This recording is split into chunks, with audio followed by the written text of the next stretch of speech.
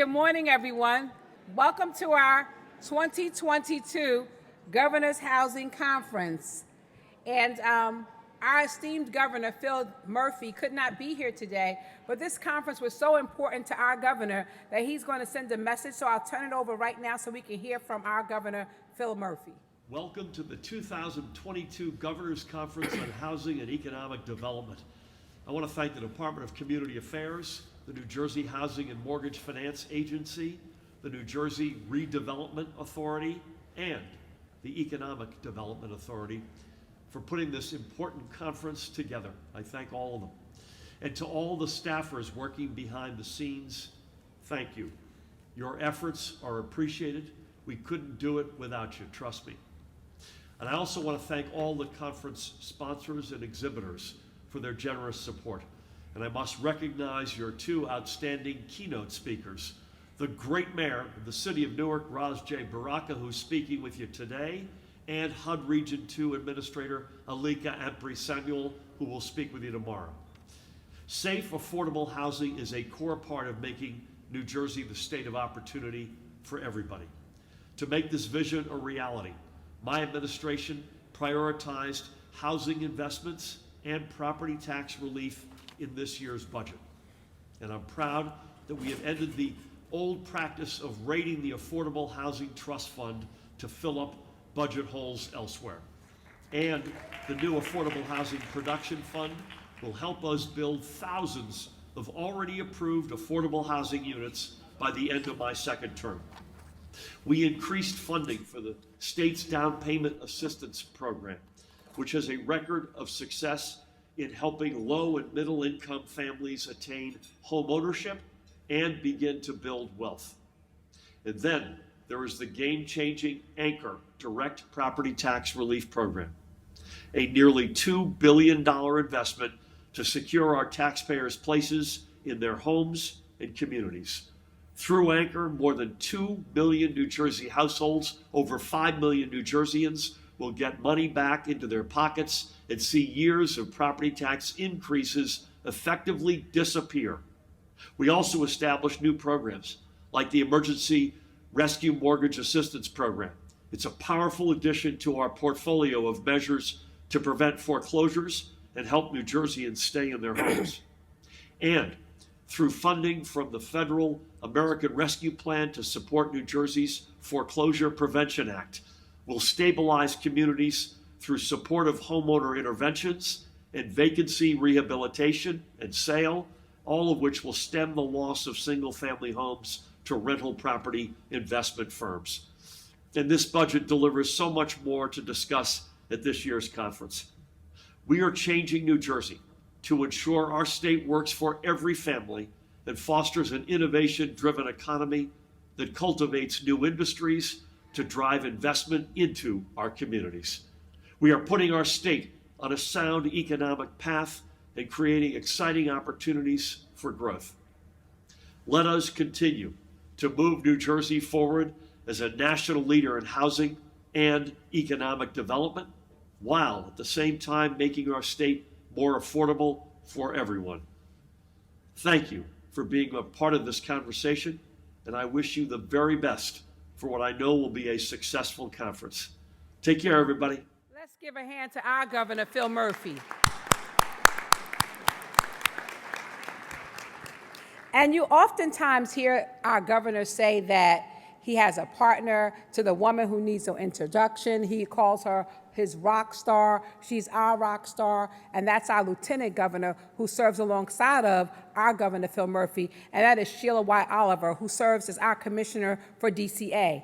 Lieutenant Governor Oliver could not be here for this conference, but she wants all of you to know that she so appreciates and values everything that we do, as she knows, because I'm going to give her a report about how awesome this conference is going to be. So without further ado, we have our plenary session. My name is Kim Holmes, and I serve as the Assistant Commissioner and Chief of Staff for the Department of Community Affairs. And I said it last night, and I'll say it again without any fear of contradiction. I work alongside of our awesome Deputy Commissioner who's with us, and that's Robert Long. Rob, could you please stand? So everybody, let's give Rob a hand.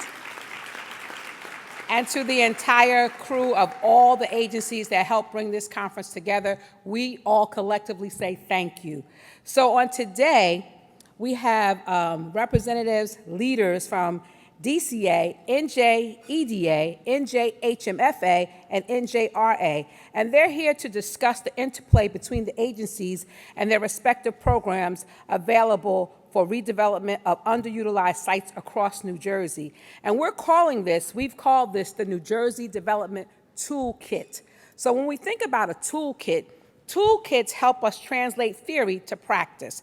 They're typical toolkits. The aim of it is to provide information that is so valuable and helpful that people will use it for years to come. So that's what we hope you'll get out of it. They're going to have a conversation. I'm so honored to be sitting here with them, and we're leaning into the conversation that they have to show the interplay between the agencies. So I'm going to get right to it because time is far spent. I just want to tell you a little bit about each one of our powerful, dynamic speakers, and then I'm going to take a seat and just listen into their conversation. So we have our Assistant Commissioner for the Department of Community Affairs, and she runs the Housing and Community Resources Division of DCA, and that is Janelle Winter. Let's give her a hand. Janelle is passionate about she's a mission-driven leader with over 15 years of experience in homelessness and in community development. Janelle was the Assistant Director at CHS. She was director for the Department of Human Services, and she worked in housing production and led. And when I say she is passionate about what she does, you'll hear the realities of which I speak when Janelle speaks today. Next, let's give her a hand.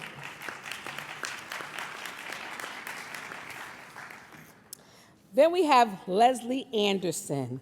Leslie serves as the president and CEO of the New Jersey Redevelopment Authority. Leslie is, I see all of this here. Leslie is the only African-American woman in the nation to helm an independent redevelopment finance authority, and thanks to her effectiveness, she has been reappointed to this position by 4 consecutive governors.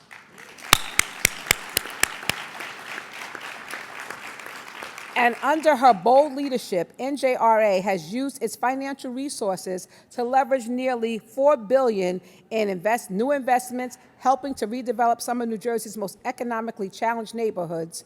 And the authority committed to nearly $500 million in direct investments to the 64 legislatively designated communities that it serves. Let's give Leslie a hand. And we have Tim Sullivan. Tim is the CEO of New Jersey Economic Development Authority. He became the Chief Executive Officer in February of 2018. The New Jersey NJDEA serves as the state's principal agency for driving economic growth and is committed to making New Jersey a national model for inclusive and sustainable economic development by focusing on key strategies to help build strong and dynamic communities, create good jobs for New Jersey residents, and provide pathways to a stronger and fairer economy.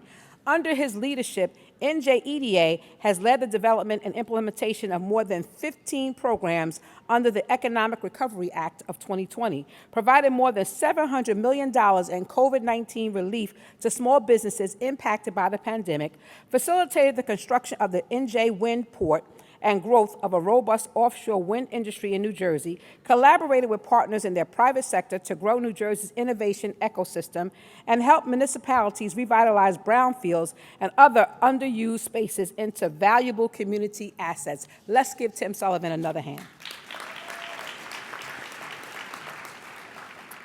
And we have Melanie R. Walter, attorney at law. Melanie is the executive director of New Jersey Housing and Mortgage Finance Agency. She brings broad-ranging experience in government and community-related matters in New Jersey in her role as the executive director. Before joining NJHMFA in 2021, Ms. Walter previously served at DCA as the Director of Local Government Services and formerly served as a Deputy Attorney General in New Jersey's Division of Law. Prior to joining us, Ms. Walter, she worked for EDA She worked for DCA, but she was at the Attorney General's office, and in that capacity, she counseled several departments handling a broad array of complex counseling and litigation matters for the Department of Community Affairs, the Civil Service Commission, and other state agencies. She's a native of New Jersey. She earned her Juris Doctor degree from the College of William and Mary School of Law, her master's in public policy from the Thomas Jefferson Program in Public Policy at the College of William and Mary, and her bachelor's degree in economics from the University of Mary, Washington. Let's give Director Walter a hand.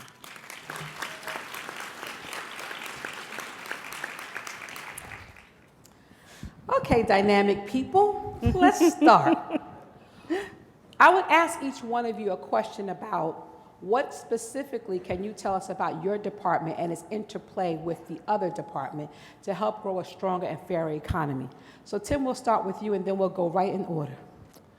Great, well thank you. First of all, good morning. It's great to be with everybody. Good morning. Everybody up a little late last night, maybe? It's Atlantic City, everybody had maybe a little fun. Good morning.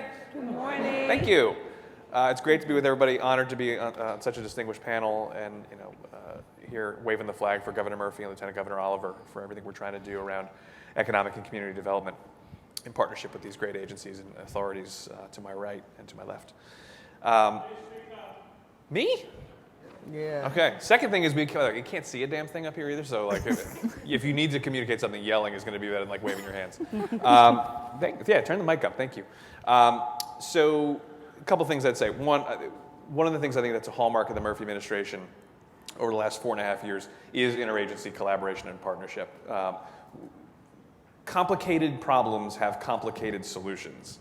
And whether we're talking about building housing, revitalizing brownfields, supporting the offshore wind industry, thinking about a clean energy transition, thinking about the innovation economy, there is not one single state agency that has the abilities, authorities, and powers to do everything we need to do. And so I think under Governor Murphy and Lieutenant Governor Oliver's leadership, I think one of the things that I think we deserve a good reputation for is that interagency collaboration.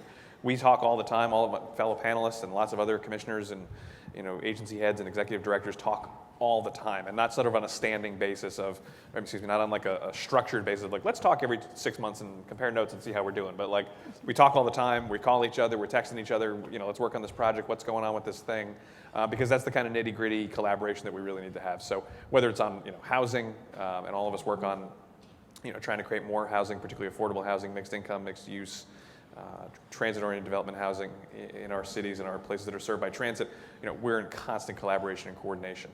We're also working, I think, one of the other hallmarks, I think, of the Murphy-Oliver administration is a focus on equity and inclusive development.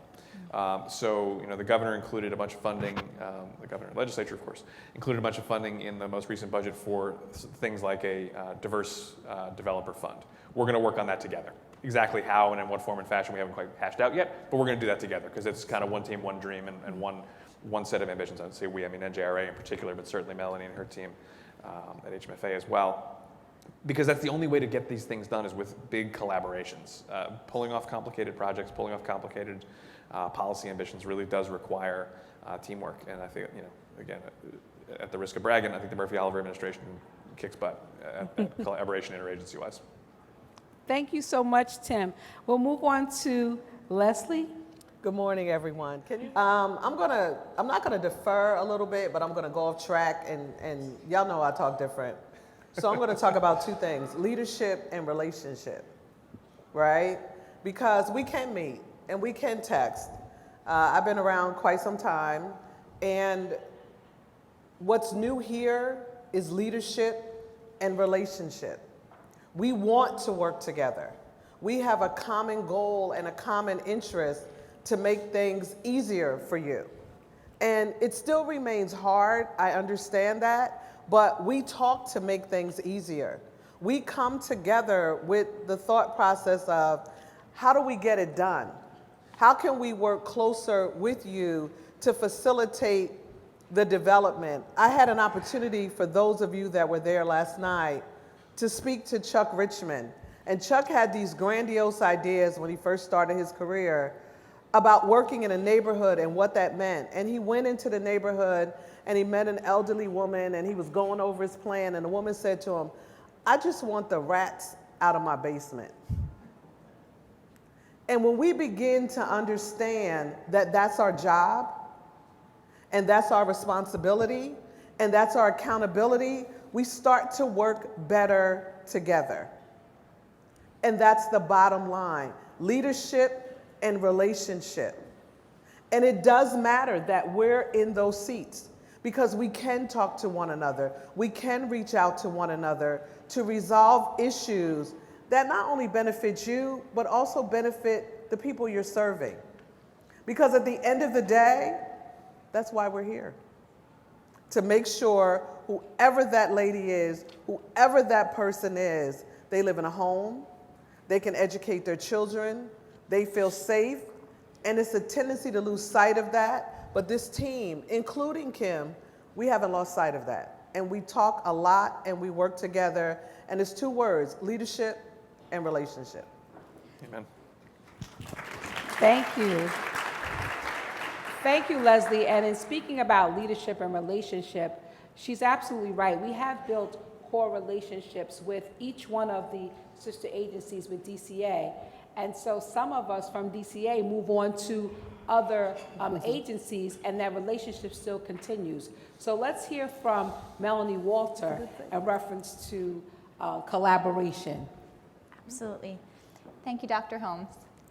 The interesting thing about this administration, coming in as someone who had been on the attorney's side, where you're kind of litigating, getting to things in the back end a lot of the time, maybe working on bills, but you don't have the chance to shape that policy, is that moving to HMFA, I realized how much of what we're doing can be solutions-minded, and that's something that we get the opportunity to work on together. This group gets together regularly. Frequently, someone raises a challenge that they're seeing in the community, whether that be problems with small business loans that are being used to secure people's houses, or to reverse that, people's houses being used to secure their small business loans, I'm sorry, and then their business goes under in the pandemic, or whether that may be new developers who need help with pre-development costs because they can't get over that one hurdle to be able to move on to a larger scale project, or helping people build relationships within the development community so that they can continue to scale up their organization and work together on larger projects with other entities. When we come together on one of these issues, the wonderful thing about working in this administration is that not only does everybody come in with their ideas and their pieces of that puzzle, but we're empowered to take action and develop programs and policies to help. It's a wonderful feeling to sit down with a group of people, identify the issues that they're struggling with, and be able to come together with this team and just work it through. And then we put together a proposal, we can take that up to our lieutenant governor and our governor, and very often the answer is run with it. And I can't tell you how rare that is in government. You feel so able to move, and that ability to move has helped us to be responsive. Tim talked about, I think, 15 programs that EDA has rolled out. We've rolled out a half dozen ourselves. We're moving over $1 billion in new deals every year, and we're underwriting and closing dozens of loans every year. Our expectation is that during the Murphy-Oliver administration's second term, we'll be independently at HMFA advancing about 10,000 new units of affordable housing and constructing those by the end of the term. And as a group, with the resources coming in from Aspire and other programs, we'll be able to advance probably another 5,000. So we're talking about the collaboration here facilitating 15,000 new units of affordable housing over the next 4 years. That's an extraordinary impact. And that's before you even talk about those business development efforts and the things we're doing to change the way that this community operates. So that's to me a real proof of the kind of collaboration that we're experiencing. Thank you, Melanie.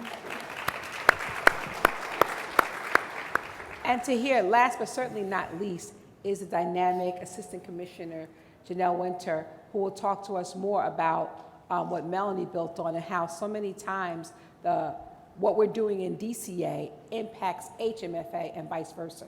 So I'll turn it over to Assistant Commissioner Winter. Thanks, Kim.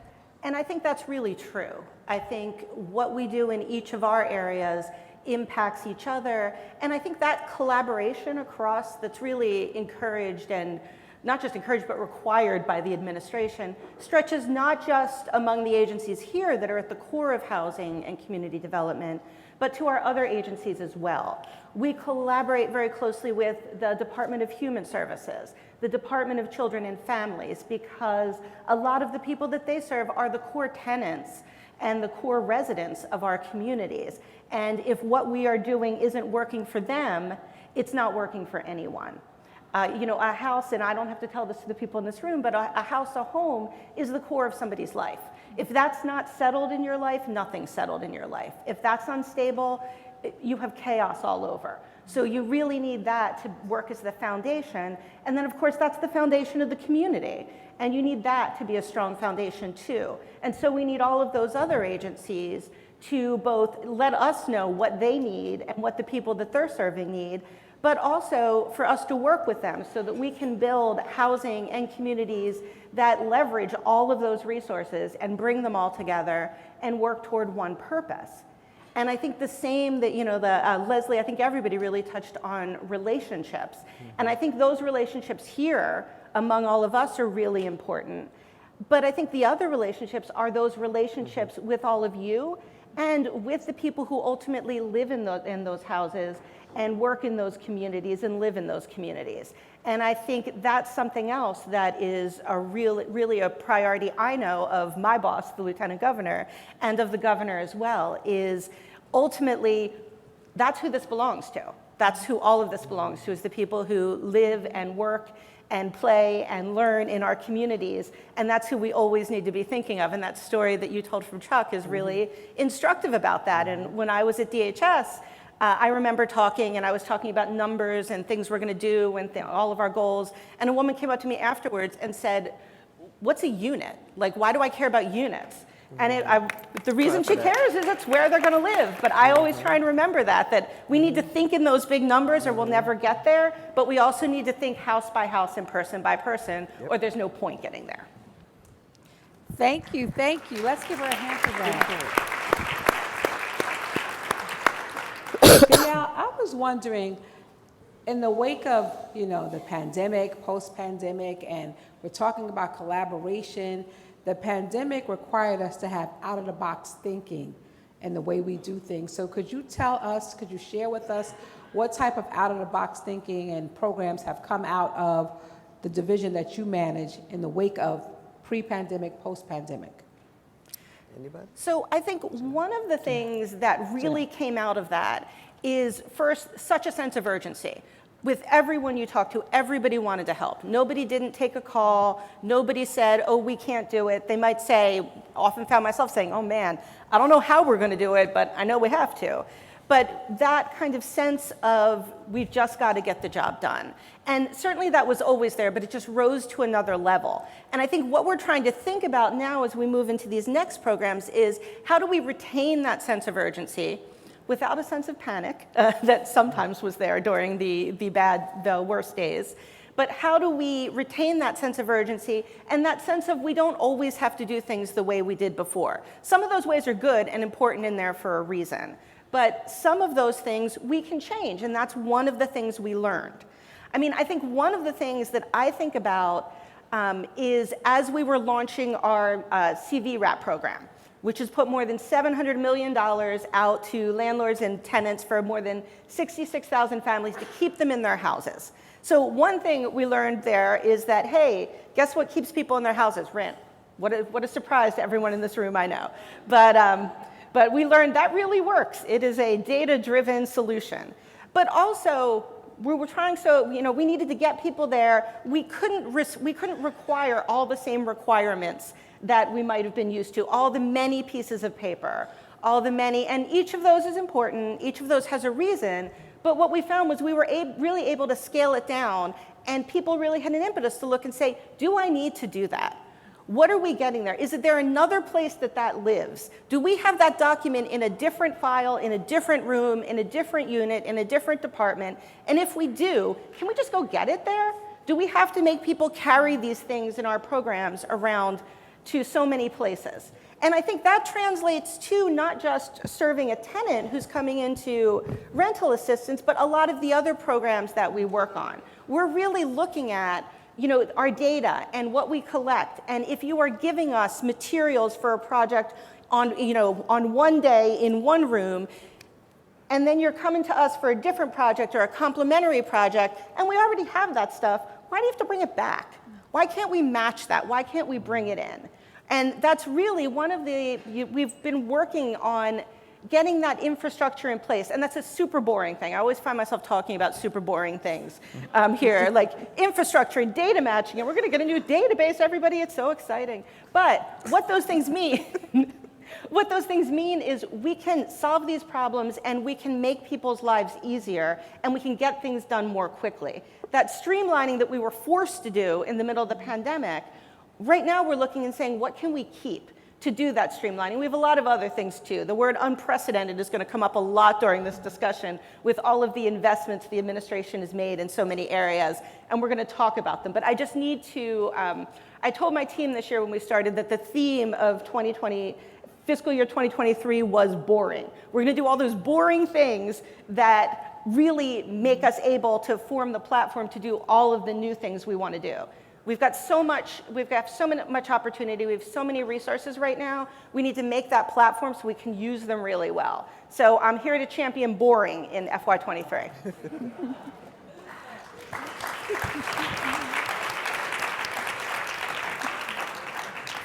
Thank you, Janelle. I'd like to move to Melanie to talk about, because Janelle mentioned resources. So Melanie, could you share with us resources that people can avail themselves of on the federal level as well as the municipal level and state level? Absolutely. One of the interesting things that came out of the pandemic was that sense of solidarity, because everybody was living through the same thing, which so rarely happens. You know, you talk about that with the Victory Gardens and bonds in World War II. We saw similar kinds of community emerging through the pandemic and that response, which was, you know, stressful, but also kind of beautiful.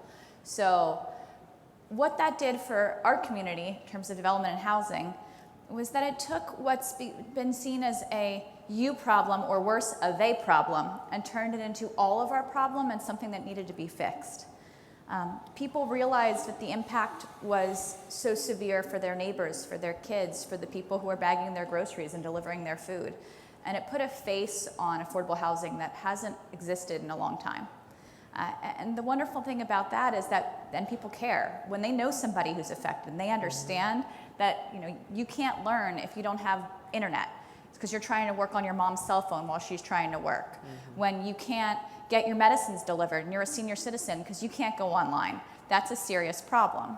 When you don't have green space to go outside, to walk around, it's bad for your mental health.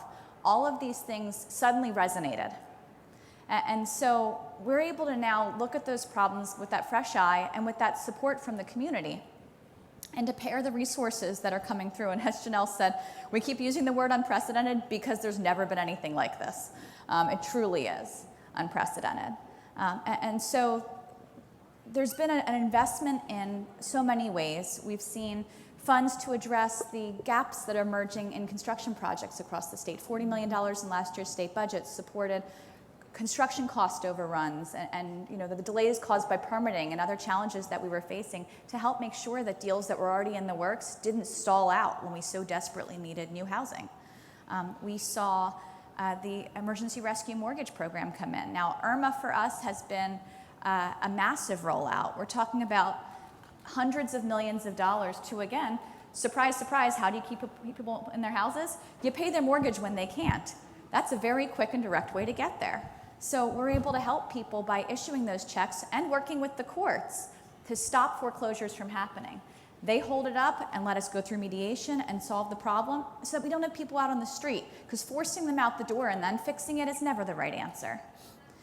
We also have the opportunity to build, because again, people realized that you can't give people units that don't exist. There's no house to move into, there's no apartment to move into if we're not building those apartments and those homes, because that's not what the market wants to do. We have to create our market. And so there's a $305 million production fund to support that. Last year, there was a $22 million program to do just a few of our 9% projects that didn't quite get credits, because they were perfect scoring projects that deserved to go forward. So there's a tremendous investment right now, and with a very dedicated eye. We're going broader, building in more communities, building more types of homes, and more at more scale, larger scale. And we're going a little bit deeper in terms of a focus on things like supportive housing in all different categories, working on buildings. One that we were very excited to see was grandparents raising their grandkids. We've seen buildings that are focusing on supporting people with autism, providing particular climate-controlled environments, lighting environments, things that were not typically at the top of the list because we were looking at the generic question of affordable housing. Now we're thinking about who needs those units and how do we make sure that that home is available to them. So that's something that we're very excited about and very proud to be able to do. And we're leveraging a lot of different pieces across the agencies to get there. Thank you, Melanie. Melanie spoke about, uniting in problems and serious issues that forced America to actually recognize what's going on in the face of the pandemic. And, there are a lot of negative things that came about from the pandemic, but the idea of uniting to address issues and to really look at the issues because they were staring us right in the face. And some of those issues had to deal with disparities in communities. So I wanted Leslie to speak about strategies that NJRA developed to bring racial and economic equity to redevelopment. Thank you for that, Kim. I think I'm gonna say thank you for that question. The first thing that we did was, I have an amazing staff, and my staff came to me and said, we have to do something, right? We didn't know what something looked like because in the world, we do redevelopment, right? We come in and take that dilapidated site, that underutilized building, and we make a difference. But what we understood quickly were the communities that the NJRA serves, that's not a past tense, were being decimated. Let me say that again. The communities that the NJRA served were being decimated. They weren't getting PPP loans. They weren't getting any assistance at all because they couldn't qualify. The guidelines were written in a circle and they were on the outside of that circle. So we had to adapt quickly to figure out what can we do. Now, I don't want to talk about the small business lease program, but I will just a little bit. We found businesses 5,000 square feet or less, and we provided them with a grant for $10,000 to pay their rent. We paid the landlord directly, and they needed a lease, and they needed to be registered with the state of New Jersey. That was it. We didn't need 3 years worth of bank statements. We didn't need to understand who their employees were because many of them were family businesses and they didn't have employees. The employees were their family and they lived upstairs. And we didn't understand that. And we understood it. 90% of the recipients of our grant were people of color, Black and brown. The calls of desperation on the phone were heart-wrenching. It was so bad that I took to the street to hand out the information, and people didn't believe that it was me. It's the out-of-the-box thinking that was necessary then, and it's necessary now. I talked a few minutes ago about leadership and relationship. We can change all of this. My greatest fear right now, and I want to say that my faith is bigger than my fear, but we're going to go back to what it was because it's easy. We need to flip on its head these policy decisions that we make that draw circles to lock people out. And it's locking people out, and you know that. And sometimes you don't tell us because you're tired of telling us.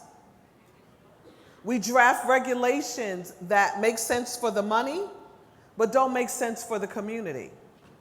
And you have to hold our feet to the fire to make sure that we don't do that. And we have to diversify the funding too. It should be across the board. I will say candidly that from the start, the NJRA has been underfunded. And once we get resources, we make a difference because we do it quickly, because we fit the need and don't have you fit our money. I'll say it again. We fit the need and we don't have you fit our money. The pandemic taught us we can do things differently and we can be better. But I'm afraid to say that as we go, in the words of Beyonce, we outside. We outside, right? But let's not forget, circumstances haven't changed for a lot of people. Because while we have the option to go back inside, they're still outside. Thank you. Leslie made me laugh when she quoted Beyonce, but the words are true. We're back inside. But, you know, Beyonce also said, "You won't break my soul." Come on now. And there are small businesses that Yes. they had what I call pit bull tenacity.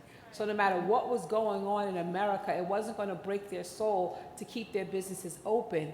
And EDA has been phenomenal in helping small businesses receive financing through their CDFIs. So we would want to turn to Tim to talk to us about how EDA has been instrumental in helping these small businesses continue. So Tim? Great, thank you. Yeah, so one thing I'd add to your framing there, tenacious and resilient as hell. New Jersey small business owners, good golly, the last 2.5 years have proven that, both through pandemics, through tropical storms and hurricanes and all the kinds of stuff. You know, knock them down, they keep getting back up. And so, you know, we should all, you know, take a page from that playbook in our lives. Yeah, so we have, one of the things I want to also echo what Leslie was just saying, right? So the pandemic did not cause the yawning, terrible inequities in access to capital for small businesses, particularly Black and Latino-owned small businesses. But it sure as hell laid them bare, and it also made them worse.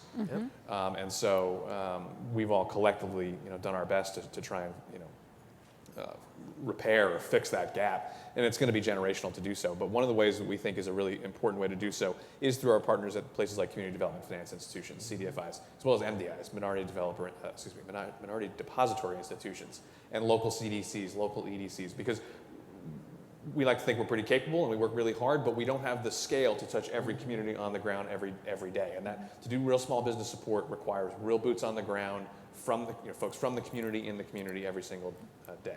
So community CDFIs are great leverage for the state. The governor and lieutenant governor over the last 2 budgets collectively have invested $150 million in our Main Street program that is separate from the COVID response and relief activities, and that money is flowing. One of the ways we're using that money is through a $15 million Main Street Lenders Grant. We're making grants to CDFIs who by and large are nonprofits and don't have much free cash flow, don't have a lot of operating support, to give them some running room so they can make more loans, buy down interest rates, particularly at a time of escalating interest rates, obviously. And so that program has been really impactful in its early days. We've had a number of approvals into that program, and we'll likely continue to grow that, pending future allocations of capital. So that's a really important part, because again, they're on the ground, they're in the communities that we're hoping to serve, and that's been a really great, I think, partnership. It leverages something we kind of did on the fly during the pandemic, which we did a much smaller version of that program during the pandemic, and helped hundreds of small business loans, overwhelmingly minority-owned businesses, women-owned businesses, veteran-owned businesses, get access to capital much faster than any government program could do. And so that's been a really important partnership. It's something I think we'll look to continue to grow and leverage as we go. And Tim, in terms of partnership, a lot of people want jobs. So could you share with us how New Jersey's investment in growing offshore wind industry helped generate jobs? Yeah, great answer. Great question. Questions about offshore wind, let me zoom out for a second just to do some framing. We're having this conversation. First of all, it's great to be back in person and doing these things together, isn't it? Yeah. Nobody coughed though, but it's great to be back in person, because this is really how you make connections and relationships. And Leslie talked about relationships; she's 100% right. We're here at a time where, yeah, there's real challenges. Yeah, there's real headwinds. Yes, there are real inequities in our economy, particularly for Black and Latino-owned small businesses, Black and Latino New Jerseyans. But we're also at a time of really strong economic momentum, really unprecedented. I'll pick up Janelle's word from a few minutes ago. Certainly unprecedented in kind of recent memory back to the 90s of economic momentum. State's credit's been upgraded 3 times. Moody's, I'm 41 years old. Before earlier this year, Moody's had never upgraded New Jersey's credit in my lifetime. Okay? Credit's been upgraded 3 times. Over the last 12 months, New Jersey is growing jobs at a faster rate than any state in the Northeast. We ranked 4th in GDP growth. GDP growth isn't the most important indicator, but I'll take it when it's on our side. We were ranked. It tells you how companies are doing, not how people are doing. But I'll take it when we're number 4. We were number 4 in the country in GDP growth in the 3rd quarter of last year. We're usually in the bottom 40s. The momentum is really strong. We're back in the top 10 in venture capital investment in the state. So a lot of indicators are pointing in the right direction. We got to get that more felt on the ground. We have to connect more people to those job opportunities that are being created. One of the biggest generators of new job creation over the next decade to 2 decades to century, we think, is not just clean energy broadly, but offshore wind specifically. The governor just made some announcements, I think it was last week or the week before, increasing the state's offshore wind goal to 11 gigawatts. That's enough to power about 40-45% of the state's base load. That's a significant, huge commitment from the governor and from the state. We're talking about creating tens of thousands of new jobs in offshore wind, and New Jersey is in a dogfight right now between a few other states. I won't name them, but they're nearby. They have a big city in the middle of them. We're connected by some bridges. You're not right. It's New York, right? You know, Is it Kim really? knew the answer. It's New York. You sure? Yeah, it's New York. Okay. Because there is, I think this estimate's low, $150 billion of private sector capital poised to be invested in offshore wind from the Carolinas up through Maine. And if you were looking at a map and you were looking at the Carolinas up through Maine and you said, gosh, where would you like to be in the center of that? You'd say New Jersey, and you'd specifically say South Jersey. So we are building a first in the nation offshore wind port in Salem County in Lower Alloways Creek. I was just down there on Tuesday. It's going along like gangbusters, 100% union construction, also setting a new standard for diversity and inclusion for a state-sponsored project in the contracting and employee side of that spend. It's $1 billion, a little bit more than $1 billion infrastructure investment. It's going to make New Jersey, South Jersey, Salem County the capital of American offshore wind. But importantly, again, we want to connect people. Companies doing well is great. I'm all for it. People who can feed their families and support their kids' education is what we're after here, right? Connecting workforce development and job training opportunities into the offshore wind industry is vital. We're standing up something called the Wind Institute. The Wind Institute has put about $10 million of funding to work so far, more of that to come for sure, in things like technical, not just technical support, but real job training for jobs today in construction of these offshore wind ports, and importantly, operations and maintenance and the manufacturing opportunities that are going to happen. And we're going really deep and young. We've got partnerships with the Salem County VOTEC system, with the Gloucester County Institute of Technology, to train kids as young as high school for careers in offshore wind. Because again, we're talking about 20, 30,000 plus new jobs. That does not happen all the time. In fact, I've been doing economic development for a little bit now. There has never been an opportunity I've worked on that is this big and this brand new. But it's also 2022. For the love of God, can we get this right from a diversity and inclusion perspective as we're building this industry? It is brand new. That was my snap. I thought you were pointing at me, Leslie. No, You're I getting was snaps. snapping. Okay, good. That was what snaps Okay, are. good. I was making sure. I think you were coming at me. You know I love you. I love you back. We have a real opportunity to get this right. So with training, with workforce development, partnering with organized labor, partnering with community organizations, we're on the ground, particularly in Salem County where we're building this port. You know, we're in churches and, you know, community groups, doing job fairs, doing recruiting opportunities because we really want to connect. This is a huge opportunity. It's a generational opportunity. The clean energy transition is such a big, use bad words, gosh darn deal. It creates such tremendous opportunities, not just for South Jersey, but all across the state, but it is such a big opportunity and one we're focused like hell on. Thank you so much, Tim.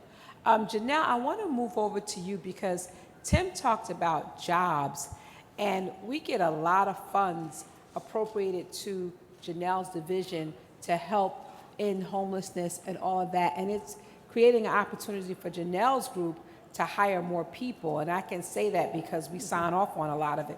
But Janelle, could you speak to us about how housing has helped with the whole idea of employing more people to help facilitate the programs in your division?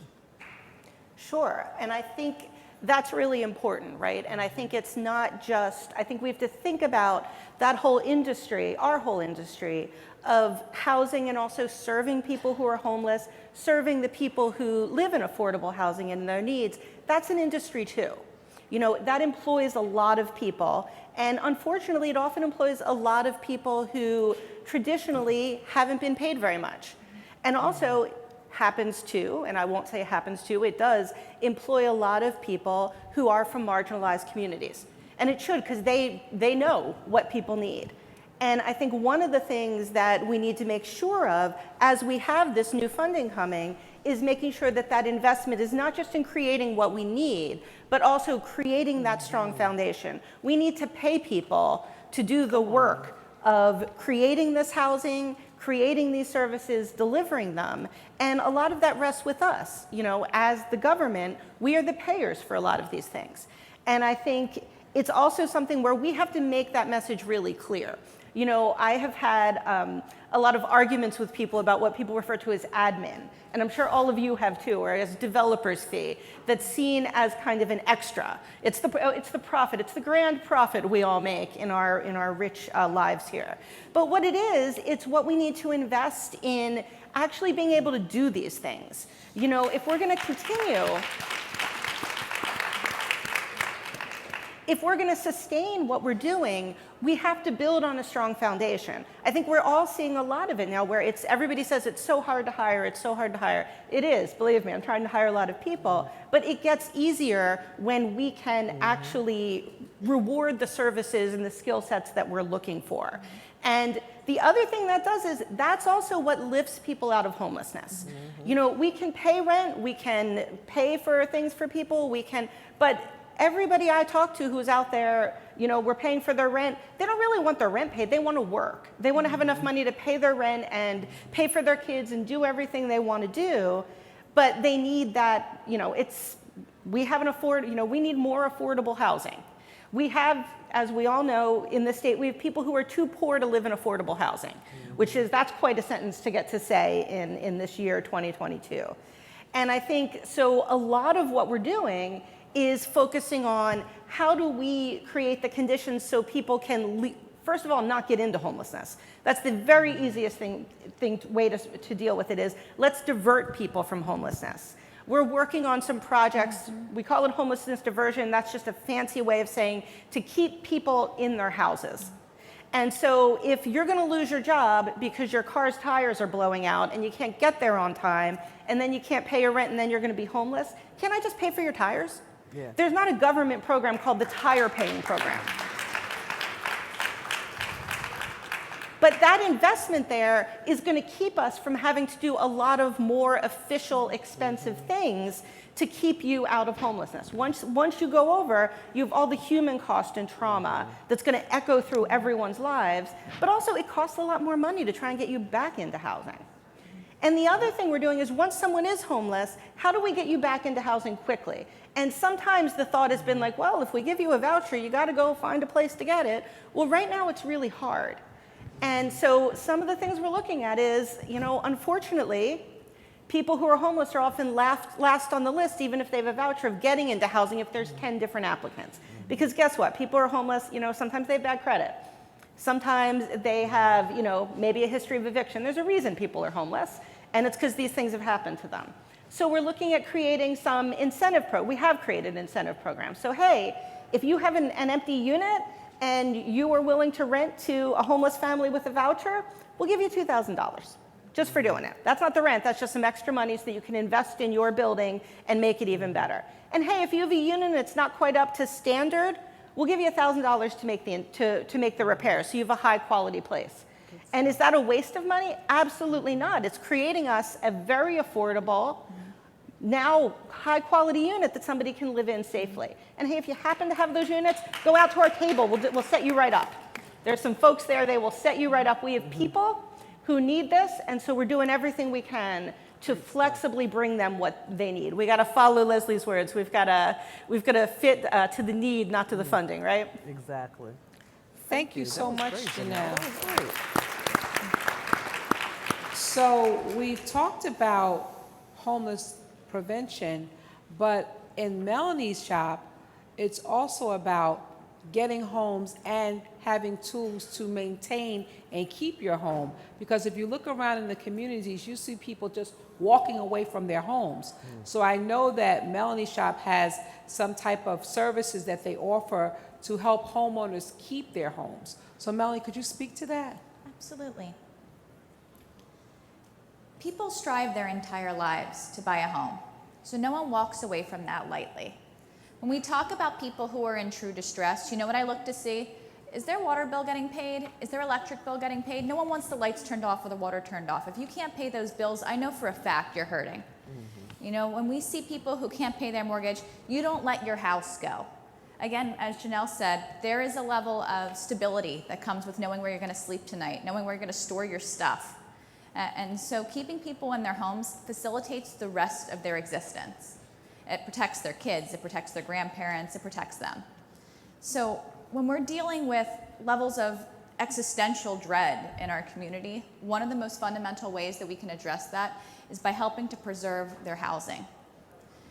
On the other side is people who desperately want that first shot at a house and who now are competing against 5 cash offers above listing price.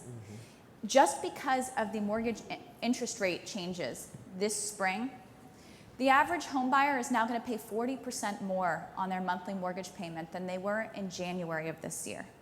So this is a problem that is not just developed during the pandemic, but continues to be exacerbated by market conditions.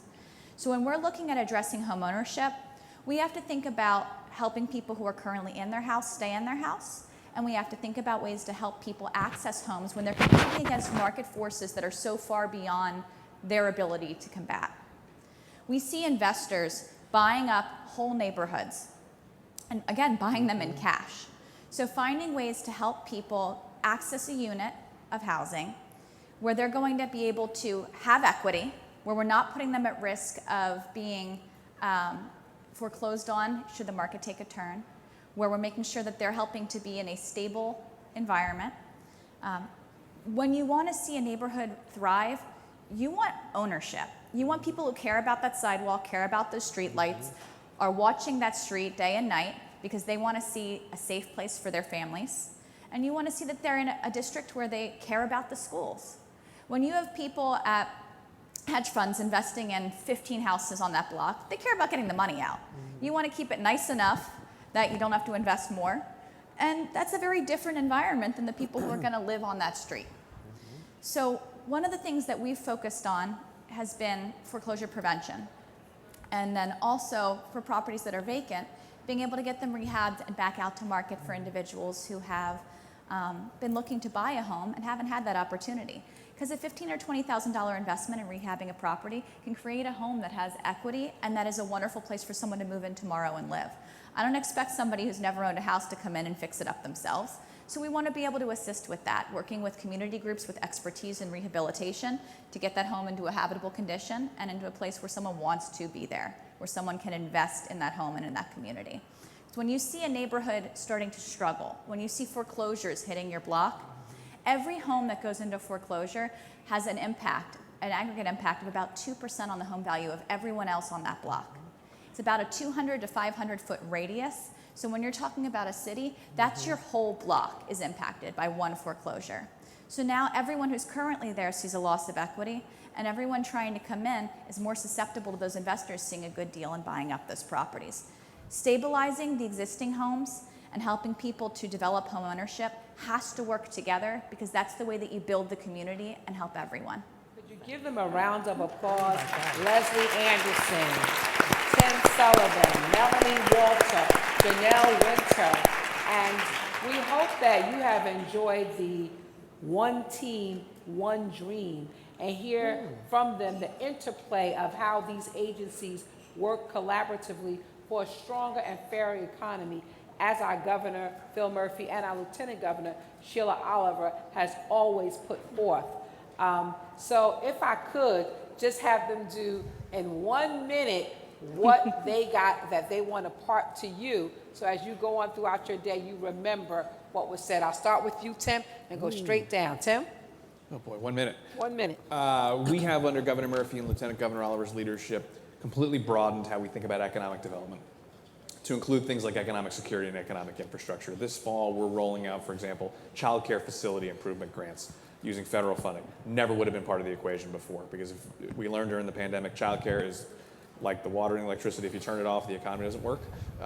Child care is deeply important. We're focused on food security. We have a new food desert relief program coming down the pike to build on Sustain and Serve, which we did during the pandemic. We're focused on brownfield remediation, historic preservation for the first time in EDA's history.